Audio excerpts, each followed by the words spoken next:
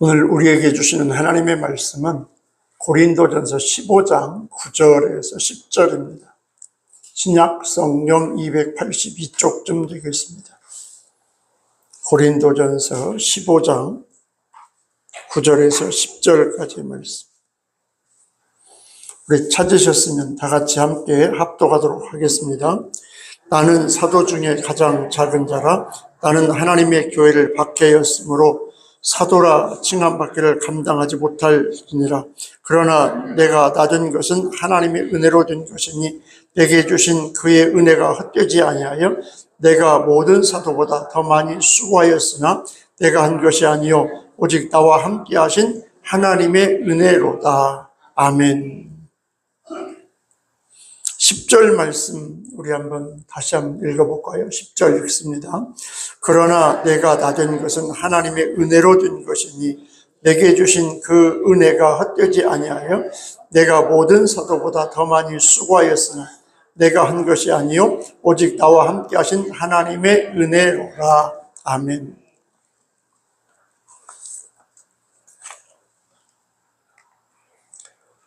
신앙생활하고 예수 믿고서 은혜 받지 못하는 사람이 가장 불쌍한 사람이다. 누가 가장 불쌍하다고요?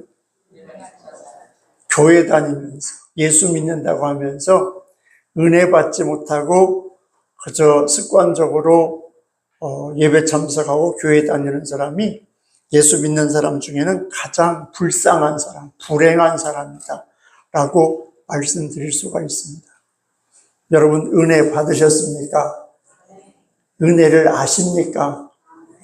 아멘 소리가 시원찮아요. 오늘 성경 본문을 집에 가서 외우도록 2절밖에 안 되잖아요. 좀 길긴 해도 외우도록 머릿속에 암기가 되도록 하루에 한 10번씩 읽으셔야 돼요.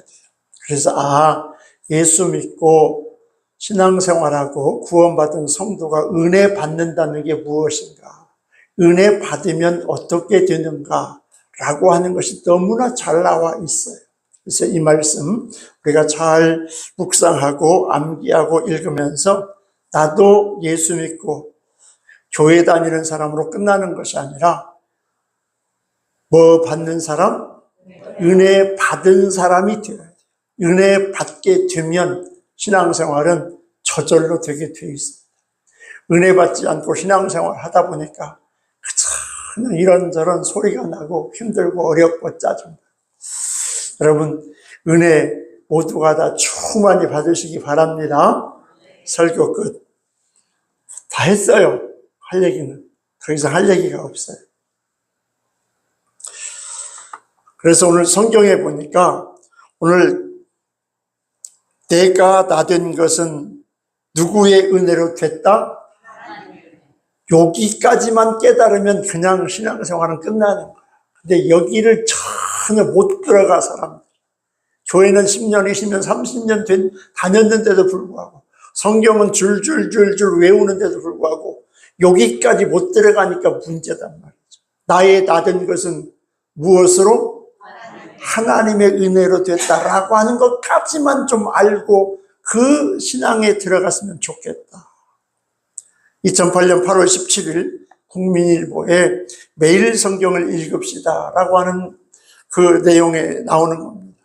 미국 보스턴 스트로사라고 하는 청년이 그 당시에 아주 재벌이고 거부인 바턴이라고 하는 사람을 찾아갔어요. 20대 청년이 야망을 가지고 꿈을 가지고 내 인생의 성공을 한번 해봐야 되겠다. 그런데 가진 돈이 없었습니다. 그래서 그 지역에서 거부요 성공한 재벌에 해당되는 파트너를 찾아갔습니다. 제가 워싱턴에다가 조그마한 소매상을 하나 차리려고 합니다. 그래서 돈이 없는데 2,000불만 좀 빌려주십시오.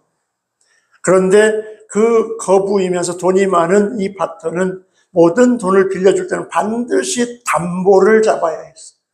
그냥 빌려줄 수 없잖아요. 담보물을 주면 빌려주겠다고 얘기를 했더니 이 스트로사 청년에게는 담보를 집어넣을 만한 물건이 없었습니다. 규정상 담보물 없이 돈을 빌려줄 수 없는데 가만히 이 청년을 보니까 믿음직스럽거든요. 무언가 할 것 같더라 그 말이죠. 그래서 이 바터는 장래가 촉망되는 이 젊은이에게 담보물 없이 그저 그냥 투자하는 심정으로 날리면 날리는 거고 2,000불을 빌려줬습니다. 그 2,000불을 빌려가지고 워싱턴에 가서 조그만한 구멍가게를 열었던 이 스트로사 10년이 지났습니다. 성공적인 사업 경영을 잘 이루었습니다. 그런데 10년째 될 때에 미국의 대공황, 우리나라로 따지면 IMF가 왔다 그 말입니다. 모든 회사들이 도산하고 망하는 그런 경제 위기에 처하게 됐습니다. 그때의 거부였던 이 바턴, 재벌 회장이었던 이 바턴의 사업도 무너지기 시작했습니다. 빚을 갚지 않으면 도저히 도산할 수밖에 없는 상황까지 처하게 됐습니다. 그런데 이 사실을 10년 전에 2,000불을 빌려서 사업을 안정적으로 성공시킨 스트로사가 듣게 됐습니다. 그리고 그 바턴을 찾아갔습니다. 얼마나 부채를 지셨습니까? 얼마나 빚을 졌기 때문에 이렇게 어려움 속에 허덕이고 있습니까? 7만 5천 달러요. 지금으로 따지면 그게 한 1억 원, 1억 몇천이 되더라고요. 그런데 그 당시 돈으로 2008년도 20여 년 전에 엄청난 그 큰 금액이었습니다. 그 이야기를 듣고 이 스트로스가 제가 그 돈을 드리겠습니다. 그랬더니 이 재벌 회장이 하는 얘기가 아니 나한테 빌려간 2,000달러는 그때 갚지 않았습니까? 그런데 무슨 돈을 또 나한테 그냥 주겠다고 합니까? 라고 얘기를 이렇게 하니까 그 스트로사가 이런 말을 했다고 합니다. 사장님께서 빌려주신 돈은 모두 갚아드렸지만 사장님께서 나에게 도와주셨던 그 은혜는 그대로 남아 있습니다. 할렐루야. 여러분 정말로 은혜를 잊지 않고 은혜를 아는 자의 고백 아니겠습니까? 내가 빌렸던 그 돈은 이자를 보태가지고 다 갚았습니다. 당신이 나에게 빌려갔던 돈은 다 갚지 않았습니까? 그때 그렇게 고백을 했다고 그래요. 사장님이 빌려주신 돈 내가 다 이자까지 붙여서 충분히 갚아드렸습니다. 그런데 그때에 그 어떤 누구도 도와주지 않고 담보 없이는 돈을 빌려주지 않는 그런 상황에서 나에게 은혜를 베풀어 주신 그 은혜는 지금도 내 마음속에 남아 있습니다. 이렇게 어려운 때 제가 조금이라도 도움이 되어줄 수 있다고 한다면 돕는 것이 저의 의무입니다. 하면서 거액을 선뜻 빌려줬다고 합니다. 드렸다고 합니다.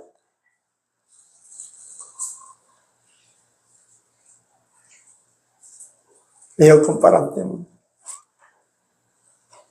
사랑하는 성도 여러분, 오늘 우리를 향한 하나님의 사랑도 이와 똑같다고 생각하시기를 바랍니다. 우리가 갚을 수 없는 큰 은혜, 하나님께서 나에게 빌려주신 그 은혜는 2,000달러하고는 비교할 수 없고, 아니 내가 아무리 성공을 해도 갚을 수 없는 엄청난 그 은혜가 오늘 저와 여러분에게 있다는 사실을 아십니까? 이 은혜를 알아야 신앙생활이 힘이 나고 재미가 있고 즐겁고 행복하다 그 말이죠. 이 은혜를 모르고 교회 왔다 갔다 하니까 우리 마음이 메마르게 되고 거칠게 되고 완악하게 되고, 하나님의 이 엄청난 은혜를 가슴속에 품고 있다고 한다면 예수 믿는 것처럼 신앙생활하는 것처럼 교회 다니는 것처럼 예배하러 오는 것처럼 즐겁고 행복한 일이 없다는 사실을 믿으시기 바랍니다. 이 은혜를 여러분 마음속에 가득 채워지는 믿음과 신앙의 시간이 되시기를 주님의 이름으로 축원합니다. 돌아보면 모든 것이 은혜다 그 말. 칭찬도 은혜고 어떡할까요? 에어컨 바람이 안 나오는 저 뒤쪽으로 가시면 되는데, 오 권사님 물 떠서 먹는 게 중요한 게 에어컨 바람이 쏘니까 저기 사모 옆에 가서 앉으면 에어컨 바람 안 올 거란 말이지. 예배 드리다가 죽으면 안 되잖아. 오 권사님, 저 뒤쪽으로 옮기세요.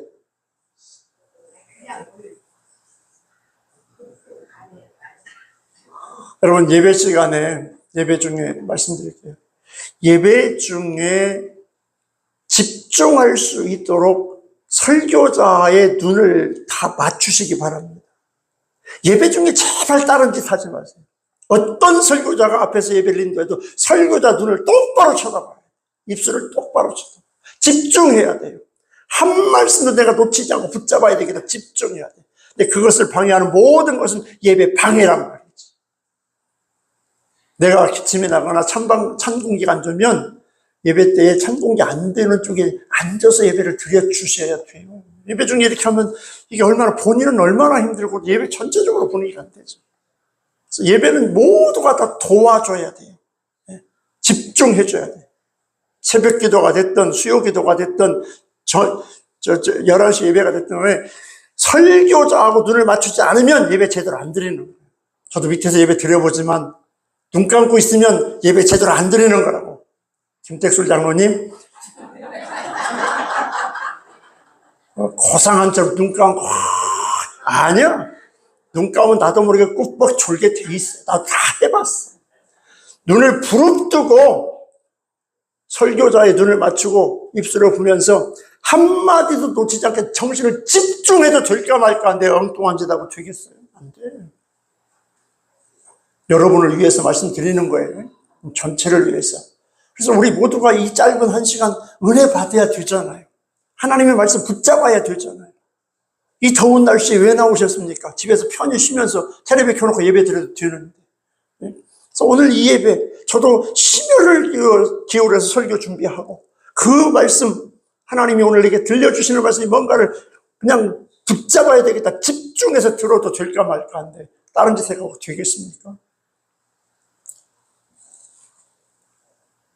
괜찮아집니다. 여름철하고 겨울철이 좀 애매한데 온풍기 바람, 그 다음에 에어컨 바람이 좀 안 좋으신 분은 에어컨 바람, 온풍기로 안 쐬는 쪽으로 가시면 돼요. 저 사무 앉아 있는 쪽은 직접적인 바람이 안 가요. 온풍기나 그 에어컨이나 그쪽으로 가시면 되고, 그렇게 해서 자기 어떤 그 상태를 파악해서 그렇게 앉아서 예배를 잘 집중해서 드릴 수 있도록 그렇게 하시면 좋겠습니다. 어디까지 했더라?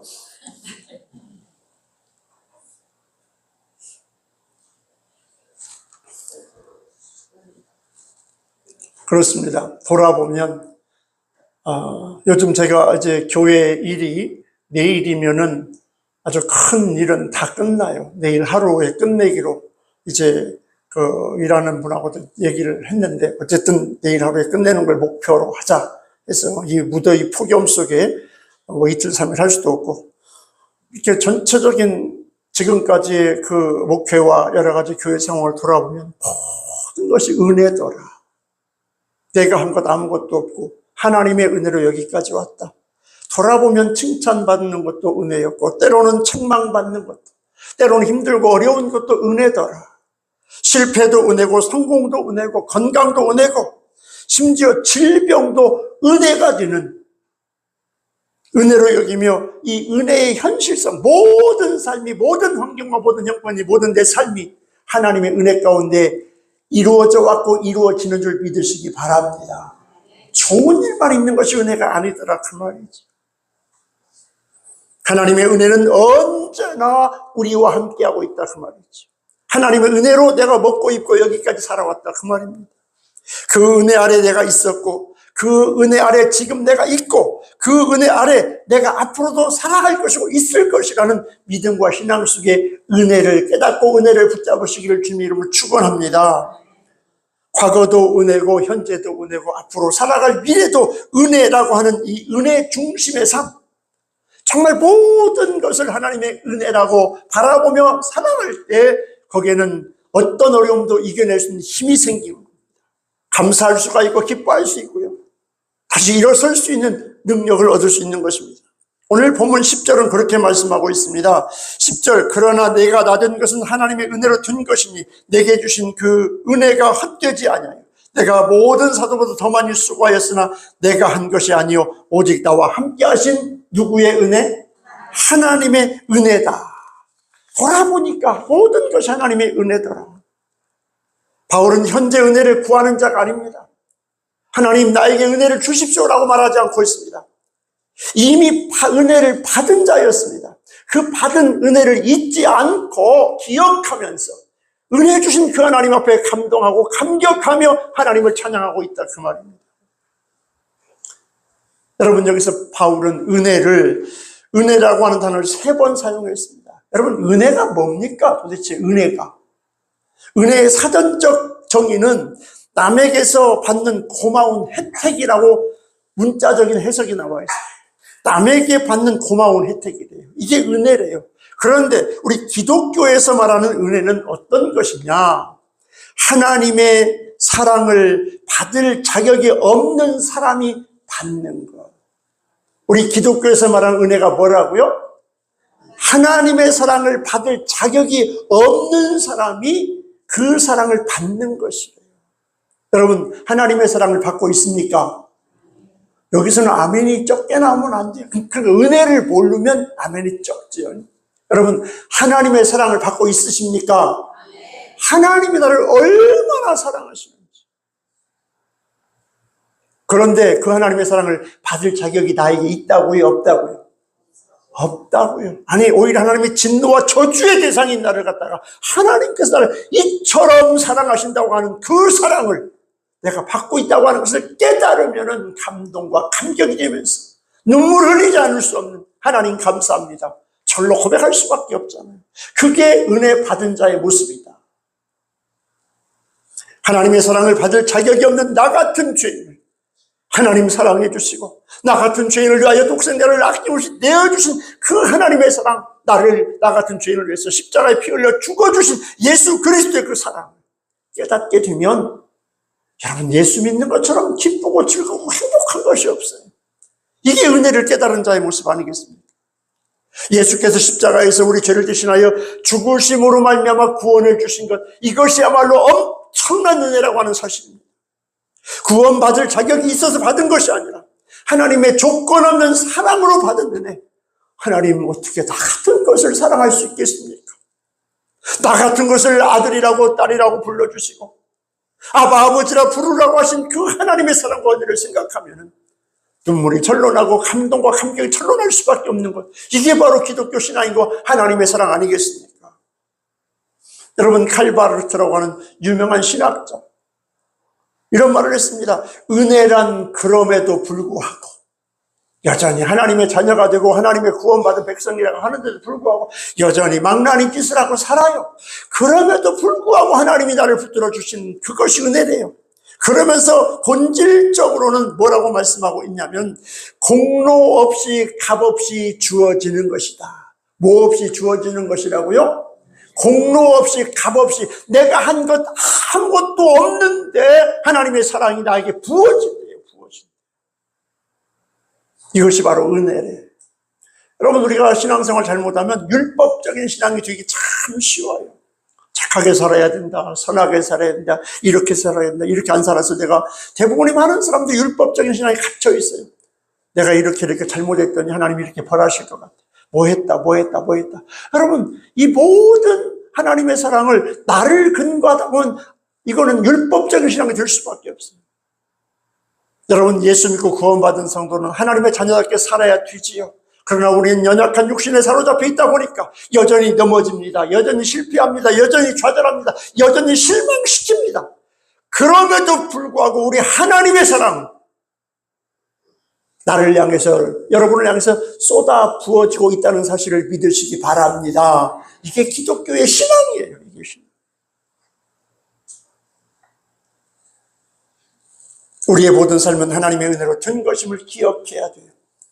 은혜 받은 자답게, 그러므로 은혜 받은 자답게 살아야 된다고 말씀하고 있습니다. 그렇다고 한다면 은혜 받은 자는 어떻게 살아야 되는가? 나 같은 죄인을 구원해 주시고 하나님의 자녀와 백성 삼아 주셨으니 그러면 이제부터 어떻게 살아야 될 것인가? 오늘 성경에 보니까 은혜 받은 자는 먼저 처음으로 해야 할 것은 하나님이 나에게 은혜 주셨다는 것을 깨달아야 됩니다. 무엇을 깨달아야 돼요? 은혜 받은 것을 깨달아야 되는데, 근데 많은 사람들이 은혜 받은지를 모르고 사니까 그냥 엉망으로 산다 그 말이지. 여러분, 아버지가, 어머니가 여러분들을 사랑하시는 그 아버지의 은혜를 평소에 많이 알고 살아왔습니까? 그냥 모르고 살잖아요. 당연한 것으로 알고. 그냥 아버지가, 어머니가 하는 것은 당연한 것이고 났으니까 책임져야 될 거 아니냐고 하면서 당연히 살아가잖아요. 그런데 그 은혜와 그 사랑을 언제 알게 돼요? 돌아가시고 나서, 내가 나이 들고 철 들고 나서, 아하, 그게 사랑이었구나. 그게 은혜였구나. 은혜를 깨닫게 되면 그 아버지가, 그 어머니가 그렇게 고맙고 감사하잖아요. 왜 우리 아버지는 가난했는가? 왜 우리 어머니는 나를 이렇게 낳는가? 은혜를 모를 때는 아버지를, 어머니를 원망불평했지만 그 아버지의, 어머니의 은혜를 깨닫게 되면 그 아버지가 아무리 못나고 아무리 못 배우고 아무리 가난해도 그 아버지 때문에 내가 존재한다는 그 사실 하나만으로도 얼마나 고맙고 감사한지. 나 같은 거 하나 자식이라고 먹이고 익히고 길러내느라고 그 모든 삶을 살아낸 그 어머니가 얼마나 고마운지 은혜를 깨달으면 그때서야 감사가 나오더라. 여러분, 하나님의 사랑에 대해서 얼마나 알고 있습니까? 오늘 내가 이 자리까지 오기까지 하나님께서 얼마나 노심초사 나를 붙들고 여기까지 이끌어 오신 줄 아십니까? 그런데도 그 사랑 당연한 것으로 알고 감사는커녕, 은혜는커녕, 내가 잘나고 내가 똑똑하고 내가 부지런하고 내가 열심히 해서 오늘 이렇게 살고 있는 것처럼 은혜를 깨닫지 못하면 배은망덕한 자녀의 삶을 살 수밖에 없다 그 말입니다.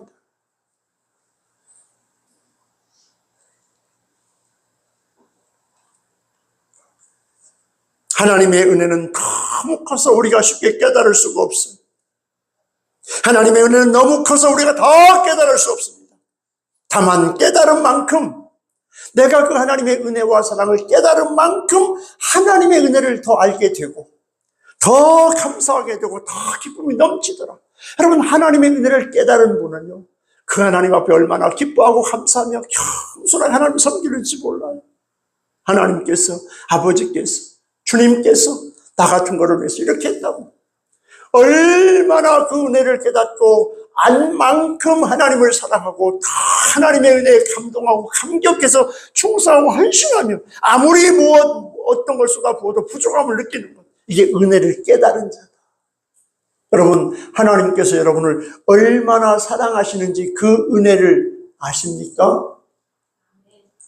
우리 주 예수 그리스도께서 여러분을 얼마나 사랑하시는지 주님의 그 은혜를 아시냐고요. 그거 알아야 돼요. 신앙생활에서 그거 모르면 말짱 꽝이에요.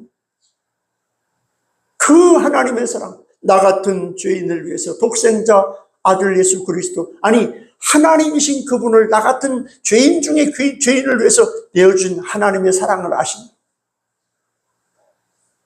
하나님이신 그분이 우리 가운데 오셔서 나를 대신하여 십자가에 피 흘려 죽어주신 그 은혜를 아시냐고요. 이거 모르고 신앙생활 교회 10년, 20년, 30년, 3대, 4대, 5대를 다녀도 말짱 꽝이라니까요. 제일 중요한 거. 깨달은 만큼 하나님의 은혜를 더 알게 되고, 깨달은 만큼 더 감사하게 되고, 깨달은 만큼 더 기뻐하면서 그 하나님을 찬양하며 경배할 수밖에 없는 게 하나님의 사랑이고 예수 그리스도의 십자가의 복음 아니겠습니까? 깨달은 만큼 하나님께 영광을 돌리며 하나님을 더 아름답게 섬길 수가 있다고 말하고 있습니다. 오늘 10절은 그렇게 말하고 있습니다. 내가 낳은 것은 하나님의 은혜로 된 것이니. 우리 한번 따라서 할까요? 내가 낳은 것은 누구의 은혜로 된 것이니? 하나님의 은혜로 된 것이니. 이거를 깨달아야 된다. 오늘 내가 이런 삶을 살고 이런 나이, 이런 건강과 이런 형편과 이런 환경 속에서 이런 이치를 누리게 된 이 모든 것은 내가 이룬 것이 아니라 누구의 은혜로? 하나님의 은혜로 된 것이다. 미련한 자는 깨닫지를 못해요. 깨달음이 없기 때문에 감사가 없고요. 감사가 없기 때문에 봉사와 희생이 따르지 않습니다. 여러분,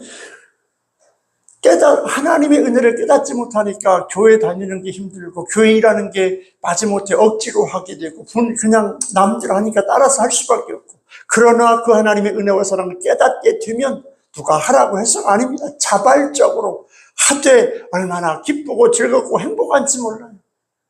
이게 바로 은혜를 깨달은 자의 모습입니다. 은혜에 대한 깨달음이 있을 때 믿음이 생겨납니다. 은혜에 대한 깨달음이 있을 때 자발적인 순종이 이루어집니다. 은혜에 대한 깨달음이 있을 때 주를 위해서 헌신할 수밖에 없더라. 여러분, 하나님이 나를 사랑하시고 예수 그리스도가 나를 사랑하신 그 은혜와 그 사랑을 제발 깨닫고 여러분이 그 사랑을 붙잡으시기를 주님의 이름으로 축원합니다. 기독교 신앙은 이게 핵심 중에 핵심이에요. 이 은혜, 이 사랑을 깨닫고 하나님과의 관계를 맺을 때 교회 생활이 너무 즐겁고 행복하고 교회 오는 것이 신바람이 나게 돼 있다, 그 말입니다.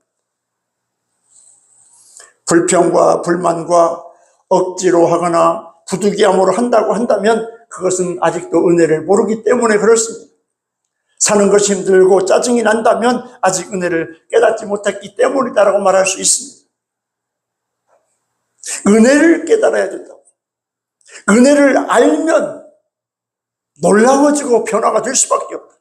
대개 사람들은 가지지 않은 것만 보면서 불평하지만 은혜를 깨달은 사람은 가진 것이 비록 적더라도 하나님 앞에 기뻐하며 감사하며 살아가는 줄 믿으시기 바랍니다. 항상 기뻐할 수 있는 비결은 은혜를 깨달을 때만 가능합니다. 데살로니가서 5장 16, 17절 말씀, 18절 말씀. 어떻게 항상 기뻐할 수 있겠습니까? 예수 믿는다고 기쁜 일만 있습니까? 교회 다닌다고 기쁜 일만 있냐고요. 말도 안 되는 얘기를 하고 있잖아요. 항상 기뻐하라고, 범사에 감사하라고. 그런데 어떤 사람만이 항상 기뻐하고 범사에 감사할 수 있다고요? 어떤 사람? 은혜를 깨달은 자, 은혜를 받은 사람이 아니라니까요. 은혜를 다, 여기 은혜 안 받은 사람 손 들어봐. 없어요. 다 줬어요. 은혜를 다 줬어요. 근데 은혜를 받은지를 깨닫지 못하니까, 나 은혜 받았어? 하나님이 나를 사랑하셔? 주님이 나를 얼마나 전혀 몰라. 깨닫지 못합니다. 주님은 여러분 모두를 위해 십자가에 죽어주셨는데 그 죽어주신 은혜를 깨달은 자는 십자가를 바라볼 때마다, 십자가의 주님을 생각할 때마다 그저 감사하고 감격하고 감동하는데 그걸 깨닫지 못하니까.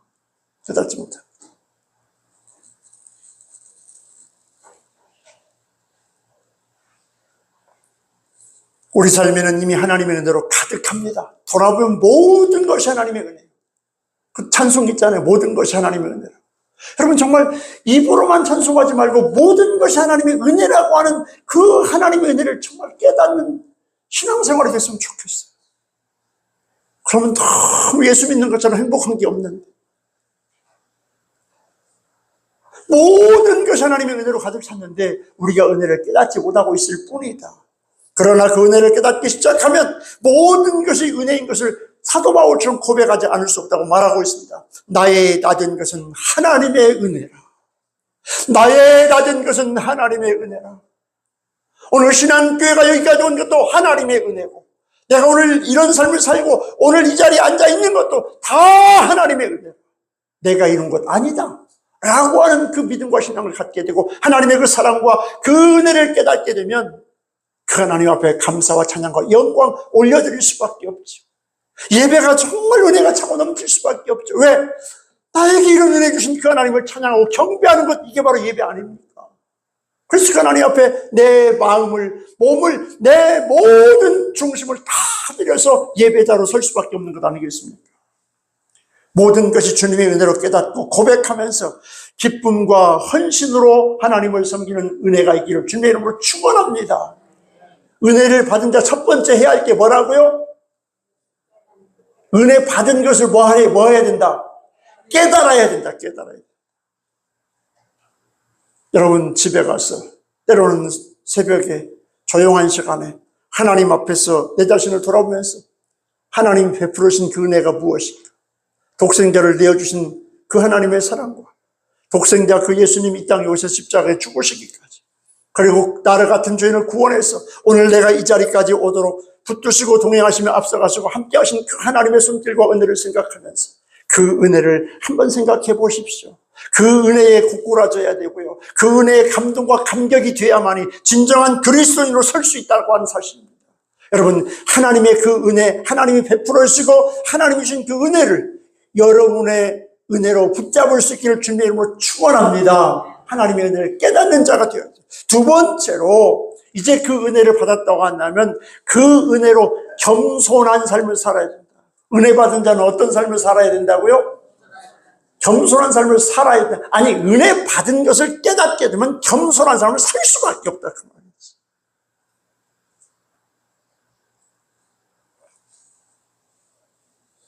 오늘 본문 9절은 그렇게 말하고 있습니다. 우리 9절을 같이 한번 읽어볼까요? 9절. 나는 사도 중에 가장 작은 자라. 나는 하나님의 교회를 박해하였으므로 사도라 칭함받기를 감당하지 못할지니라. 자, 지금 사도 중에 가장 작은 자라고 하는 이 말을 하는 사람이 누구예요?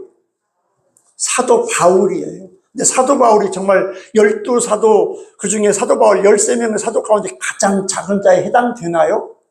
제가 볼 때는 가장 큰 자라고 칭찬받아도 전혀 손색이 없을 만큼 위대한 사도 중에 가장 위대한 사도다. 베드로보다도 훨씬 더 하나님 나라를 위해서, 하나님을 위해서 위대하게 쓰임받은 사도가 사도 바울이에요. 그런데 뭐라고 얘기해요? 사도 중에 가장 작은 자. 여러분, 사도 바울이 이렇게 겸손해질 수 있는 것은 무엇을 깨달았기 때문에? 은혜를 깨달았기 때문에. 은혜 깨닫게 되면 겸손해질 수밖에 없어요. 여러분, 교회에서나 예수 믿고 구원받은 성도가 언제 어느 때든지 자기를 드러내고 자기를 나타내고 자기를 자꾸만 이렇게 드러내는 어떤 그런 사람이 있다고 한다면 아직 하나님의 은혜를 전혀 모르는 사람이구나. 교회는 오래 다녔지만 이것저것 많이 알고는 있을지 몰라도 은혜는 전혀 모르고 있구나라고 해서는 거의 틀림이 없습니다. 여러분, 하나님의 은혜를 깨닫게 되고 그 은혜를 알게 되면 오늘 사도 바울이 그렇게 말하고 있습니다. 12명의 사도, 예수님에게 직접 3년 동안 동고동락하며 배웠던 그 사도들 12명보다도 어마어마하게 엄청난 일, 오늘 기독교가 전 세계적으로 퍼져나갈 수 있는 기반을 만들었던 선교의 그 선구자 사도 바울이 그렇게 나는 사도 중에 가장 작은 자라. 내가 한 것은 아무것도 없다. 나의 나됨을 아는 바울의 고백입니다. 은혜 받게 되면 이렇게 겸손해질 수밖에 없고 겸손한 믿음과 신앙의 모습을 보여줍니다. 여러분, 사도 바울이 뭐라고 얘기하고 있습니까? 자기를 가리켜서 만삭되지 못하여 난 자 같은 사람이다. 만삭되지 못했다는 것은 몇 달 만에 뭐라는 거예요? 7삭동이, 8삭동이 10달 채워서 나야 되는데 7삭동이로 태어난 좀 모자란 사람, 연약한 사람, 부족한 사람, 자신을 그렇게 말하고 있어요. 사도 중에 가장 작은 자이면서 사도라 칭함을 받기에 감당치 못할 자. 여러분, 얼마나 사도 바울이 겸손한지 몰라요. 가장 똑똑하고 가장 완벽하고 가장 많은 일, 가장 큰 일을 한 사람이 사도 바울이거든요. 그런데도 뭐라고 얘기하고 있습니까? 사도 중에 가장 작은 자, 사도라 칭함을 받기에 감당하지 못할 아주 부끄러운 사람. 제발 그런 소리 하지 마세요. 너무너무 겸손하지 않습니까? 은혜 받은 자의 낮아짐, 은혜 받으면 겸손해질 수밖에 없다. 하나님의 은혜를 알면 알수록 겸손한 삶을 살 수밖에 없음을 믿으시기 바랍니다. 여러분, 주변에서 잘난 척하고 자기 자신을 드러내고 나타나면 아이고야, 교회는 얼마나 다니고 뭐는 좀 하는지 모르지만 저 은혜하고는 참 거리가 먼 사람이네, 이러면 거의 틀림이 없습니다. 바울은 은혜 받고 난 후에 모든 것을 그리스도를 위해서 배설물로 여기고 다 버렸다고 그랬어요. 내가 가지고 있었던 것, 붙잡고 살았던 것, 이것이 전부인 줄 알았더니 예수 그리스도를 만나고 그 은혜를 깨닫고 보니까 이 모든 것들, 내가 가지고 있는 이 모든 건 아무것도 아니다. 나라고 하는 존재는 아무것도 아니다. 버릴 수밖에 없었다. 그래서 겸손하고 만삭되지 못한 자 같다고, 사도 중에 가장 작은 자라고, 사도라고 칭함을 받기에도 부끄러운 자라고. 여러분, 이렇게 아름다운 겸손, 이게 진정 은혜 받은 자 아니겠습니까? 은혜로 예수 그리스도처럼 낮아지는 마음과 낮아지는 인격과 낮아지는 삶을 산 사람, 이게 바로 은혜 받은 사도 바울의 삶이었습니다. 사랑하는 성도 여러분, 오늘 저와 여러분은 어떻습니까? 자기 자랑에 등하고 내 모습을 드러내고 나타내는 자기 의를 앞세우고 자기를 높이는데 혹여라도 관심 있는 것도 아닙니까? 내 자존심을, 나를 조금만 모하면 그저 마음이 편치 못하지는 않습니까? 기억하십시오. 오늘 성경은 말씀하고 있습니다. 나의 낮은 것은 내가 잘나고 내가 이룬 것이 아니라 누구의 은혜로? 하나님의 은혜로 된 것이다. 하나님의 은혜로 됐으니 내가 무슨 할 말이 있겠습니까? 어디까지 이르렀든지, 그것이 부요함이든 자신의 뛰어남이든 좋은 환경에 있든 명예와 권세의 높은 자리에 올라갔든지 간에 이 모든 것은 누구의 은혜로 된 것이라고? 하나님의 은혜로 된 것이라고 할 때 겸손하게 그 주어진 자리, 주어진 위치에서 하나님을 위하여 일할 수 있다, 그 말입니다. 겸손하게 낮아질 때 비로소 그리스도인의 모습이 드러날 것입니다. 여러분, 올라갈수록 부귀영화와 권세를 누릴수록 겸손한 예수의 모습을 보여야 되지 않겠습니까? 내가 부유하게 되고 물질과 풍요를 누리고 남보다 더 여유가 있게 될수록 겸손하고 더 나누고 베풀 수 있는 사람이 될 때 얼마나 존경과 사랑을 받을 수 있겠습니까? 하나님의 은혜를 깨닫고 나의 낮은 것은 하나님의 은혜인 것을 고백하면서 겸손하게 하나님을 섬기시는 겸손한 은혜 받은 자로 살아가시기를 주님의 이름으로 축원합니다. 은혜 받은 자 마지막 세 번째는 어떤 모습의 삶을 보여주는가? 오늘 성경에 보니까 은혜 받은 그 은혜로 더 수고해야 된대요. 받은 은혜로 뭐 한다고요? 더 열심히 섬겨야 됩니다. 더 열심히 섬겨야 됩니다. 은혜 받았으면, 은혜를 깨달았으면 그 받은 은혜를 가지고 더 열심히 하나님과 교회와 성도를 섬기는 것, 이게 바로 정상적인 그리스도인의 모습이라고 얘기하고 있습니다. 여러분, 기독교 작가로 알려진 A.J. 크로닌 박사가 광산촌에 들어가서 어려운 이웃들을 돌아보는 의료 사업을 하고 있었습니다. 그런데 도시 유명 대학병원에서 일하던 실력 있는 간호사 한 사람이 그쪽에서 어떤 인간관계로 인해가 틀어져서 탄광촌 병원을 찾아왔습니다. 여러분, 탄광촌 병원 시설이 얼마나 열악합니까? 정말 최저의 모든 시설을 갖추고 힘들고 어려운 사람들을 돌아보는 그 탄광촌에 와서 저 수도에 있는 큰 유명 대학병원 간호사로 있던 그 사람이 와서 봉사를 하고 간호사를 한다고 하니까 도저히 이해가 안 됐습니다. 하실 수 있겠습니까? 여기는 너무너무 열악하고 너무너무 불편하고 너무나 부족한 것이 많은데요. 월급도 적습니다. 그런데도 불구하고 이 간호사가 거기 와가지고 조금도 어색함 티내지 않고 얼마나 열심히 즐겁게 행복하게 그 환자들을 섬기며 병원을 돌아보는지 모릅니다. 그때 이 크로닌 의사가 물었습니다. 이런 곳에서 일할 것 같지 않은데 헌신적으로 일하는 사람이네요. 일한 만큼의 대가도 받지 못하는 광산촌에서 일하는 게 속상하지 않습니까? 내가 일한 만큼 대가도 못 받고, 아니 전에 대학병원에서 엄청난 급여를 받았는데 그거에 정말 말도 안 되는 적은 급여를 받으면서 열악한 환경 속에 일하는 그 모습이 힘들지 않냐고 물었습니다. 좋지 않은 환경인데 어찌 그리 기쁘게 일할 수 있습니까? 아니 이렇게 모든 것이 최악의 상황으로 바뀌었는데도 어떻게 그렇게 즐겁고 기쁘고 행복하게 그렇게 일할 수 있습니까? 물었습니다. 그때 이 간호사가 웃으면서 대답합니다. 월급이 적기 때문에 더 기쁘게 일할 수 있습니다. 정당한 월급을 받고 일하면 고용인이 됩니다.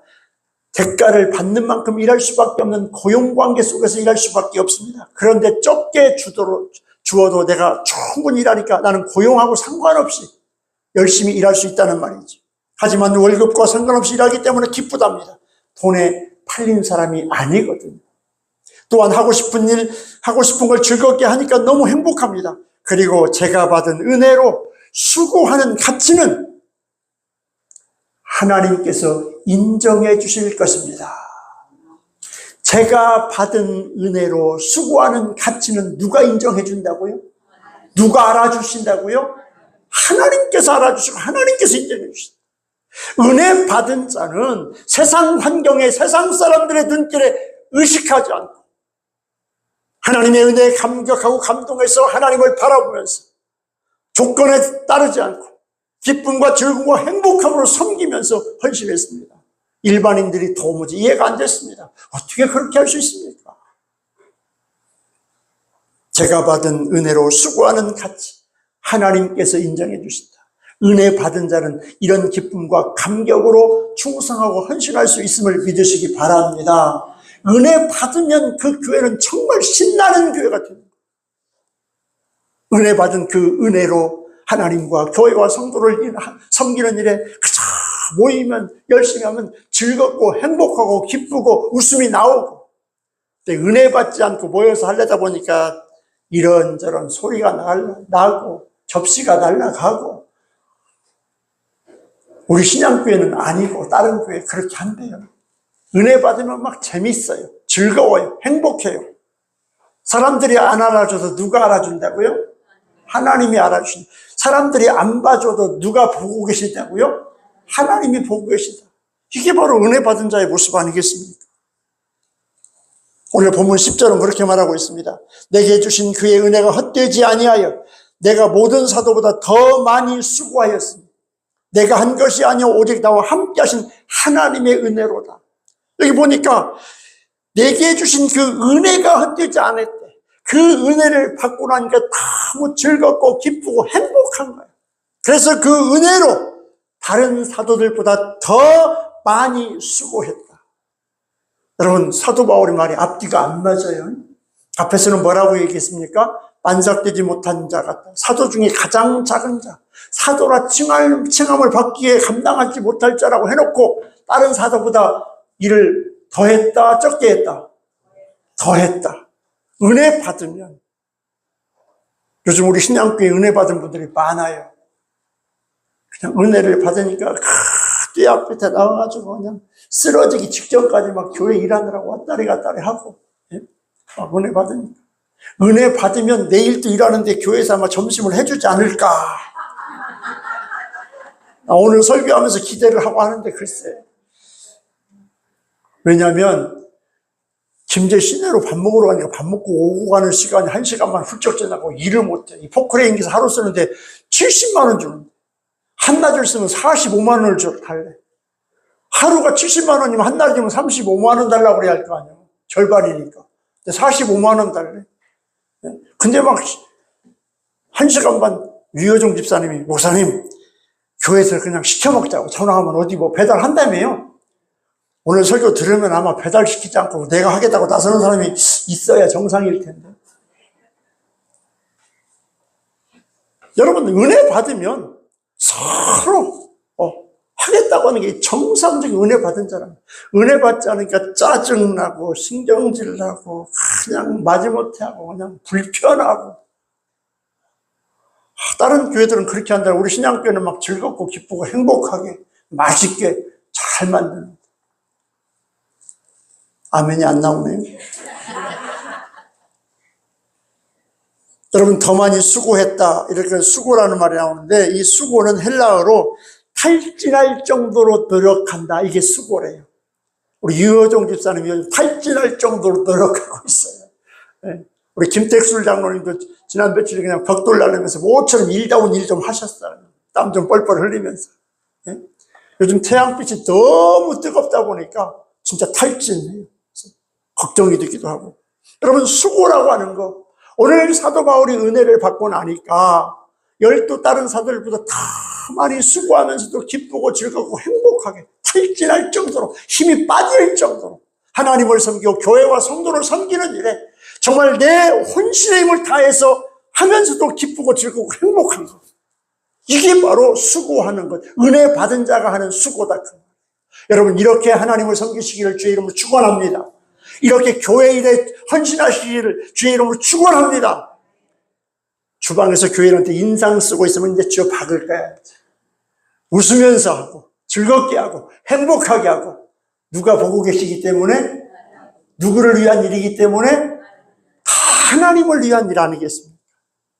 그래서 즐겁고 기쁘고 행복하게 해야 돼. 그런데 그렇게 은혜 받았다고 해서 몸이 안 피곤해요? 피곤해요. 그러니까 힘에 겹도록 하는 거 수고라고 그러죠. 다 힘들고 어렵죠. 근데 은혜 받으면 그 은혜가 피로 회복제가 되고 그 은혜가 능력이 되고 그 은혜가 힘의 원천이 돼서 그 피곤함을 이기면서 기뻐할 수 있다 그 말이죠. 그래서 은혜 받아야 된다는 사실을 믿으시기 바랍니다. 은혜 받지 않고 하니까 막 기진맥진하고 그냥 짜증나고 신경질 나고 막. 전에 있었던 교회에서는 교회에 뭐 일하려면 불편해. 교회 성도들이 안 나왔으면 좋겠어. 왜? 억지로 하다니까 그냥 앞에서 뭐 하긴 하는데 마지못해 하고 그냥 인상 쓰면서 하니까 되게 불편해. 그냥 목사 차라리 안 나왔으면 좋겠다. 차라리 내가 하고 말지. 하나님의 일인데 이거 목사를 위한 일도 아니고 목사 개인에게 어떤 뭐 한 것도 아니고 하나님의 일을 하는 게 기왕 즐겁고 기쁘고 행복하게 하면 얼마나 좋을까라는 생각을 할 때가 많다. 다행히 우리 신앙교회는 그냥 나와서 할 때마다 막 얼굴이 환하게 웃고 즐겁게 행복하게 하니까 너무너무 기쁘고 즐겁습니다. 바울은 은혜를 깨달을수록 더욱더 수고했다고 말하고 있습니다. 그 은혜를 갚기 위해서 생명까지 내어놓고 사명을 감당했다고 말하고 있습니다. 여러분, 은혜를 받고 은혜에 감동되면 목숨까지도 내어놓은 순교의 자리도 기쁨으로 나갈 수 있다 그 말입니다. 하나님의 은혜는 수고를 완결시키는 동력이 된다고 말하고 있습니다. 하나님의 은혜는 수고를 통해서 열매를 맺게 되어 있습니다. 은혜 받으면 하나님 내가 주를 위해서 무엇을 할까요? 주의 전에 문지기로 있는 것도 좋사오니 라고 하면서 하나님을 섬기는 일에 자원하게 되어 있고 적극적으로 참여하게 되어 있다고 말하고 있습니다. 죽음과 희생의 수고를 통해서 하나님 나라가 채워지고요. 죽음과 희생과 헌신을 통해서 하나님의 교회가 평안하게 든든히 세워지는 것입니다. 수고한 만큼 사랑과 믿음과 소망이 아롱지면서 행복하게 그렇게 수고하고 정말 지쳐도 집에 가서 있으면 즐겁고 행복하거든요. 이게 은혜 받은 자의 수고고 섬김인 것입니다. 모든 것이 하나님의 은혜로 된 것임을 아는 자만이 더 수고할 수 있습니다. 더 그 수고야말로 하늘의 영원한 상급이 되고 하나님 앞에 인정받는 칭찬받는 면류관이 되는 줄 믿으시기를 바랍니다. 사도 바울은 로마서 14장 7절 8절에서 그 인생의 목적을 밝히고 있어요. 우리 중에 누구든지 자기를 위하여 사는 자가 없고 자기를 위하여 죽는 자도 없도다. 우리가 살아도 주를 위하여 살고 죽어도 주를 위하여 죽나니 사나 죽으나 우리가 누구 것이다? 주의 것이다. 주의 것. 여러분 집에 가서 이거 외웠어. 로마서 14장 7절 8절 외우셔야 돼요.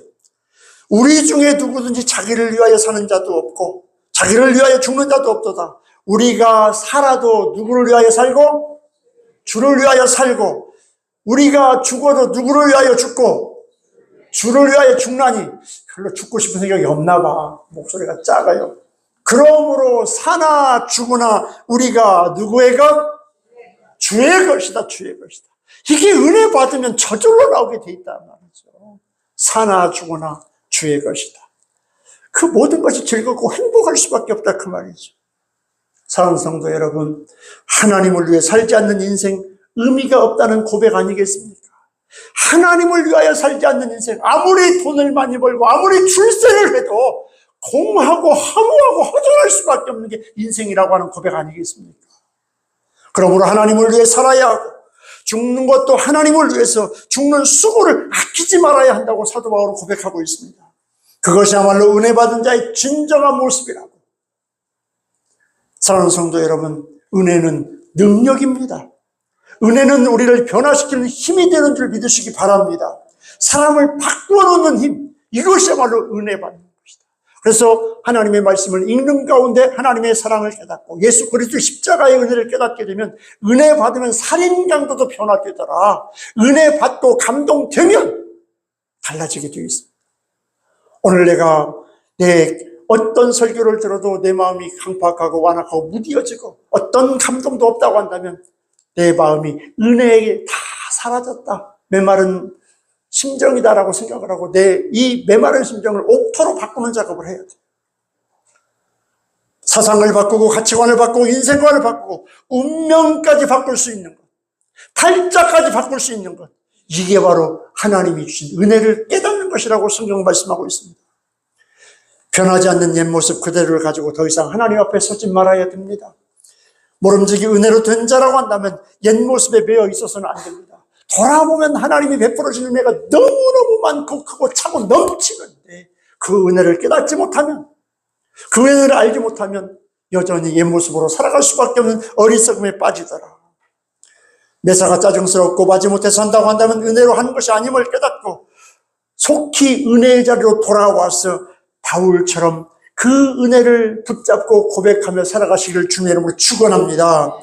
돌아보면 모든 것이 하나님의 은혜인 것입니다. 오늘 이 순간 이 자리까지 온 이 모든 것이 다 하나님의 은혜라고 깨닫는 시간이 되어야 돼요. 주어진 은혜를 알지 못하는 어리석음 속에 살아가서는 안 되겠습니다. 아무쪼록 모든 것이 하나님께서 베풀어 주신 은혜임을 더 깨닫고 더 알고 더 감동하는 은혜가 있기를 주님의 이름으로 축원합니다. 그리고 그 은혜로 더 겸손하게 더 낮아져서 하나님을 섬기는 은혜의 사람이 되시기를 주님의 이름으로 축원합니다. 그리고 그 은혜로 즐겁고 기쁘고 행복하게 더 수고하는, 다른 어떤 성도들보다 더 열심히 하나님을 섬기는 기쁨과 감격 속에 살아가는, 그래서 예수 믿고 하나님을 섬기는, 교회 다니는 것이야말로 최고의 행복이 되는 믿음과 신앙의 삶, 은혜 받은 자로 살아가시기를 주님의 이름으로 축원합니다. 기도하겠습니다. 거룩하신 아버지 하나님, 돌아보면 하나님의 은혜밖에 없습니다. 은혜로 살아왔고, 아니 은혜가 쏟아 부어 차고 넘치고 있는데도 불구하고 그 은혜를 깨닫지 못하고 그 은혜를 알지 못하다 보니까 여전히 하나님의 은혜를 알지 못하는 어리석음 속에 살아가고 있습니다. 아버지 하나님, 그 은혜를 깨닫는 자들이 되게 도와주옵소서. 돌아보면서 정말 하나하나가 하나님의 은혜였습니다. 이 모든 것이 하나님의 은혜였습니다. 하나님 감사합니다. 은혜를 깨닫고 감사하며 찬양하며 경배하는 은혜 받은 자가 되게 도와주시옵소서. 그 은혜로 더 겸손하게 하시고 더 낮아지게 도와주시옵시고, 그 은혜로 어떤 누구보다 더 뜨겁게 하나님을 섬기며 교회를 섬기며 하나님을 영화롭게 하는 은혜 받은, 은혜 충만한 성도로 살아가는 우리 신앙교회 모든 성도들 다 되게 도와주시옵소서. 예수님 거룩하신 이름으로 기도드리옵나이다. 아멘.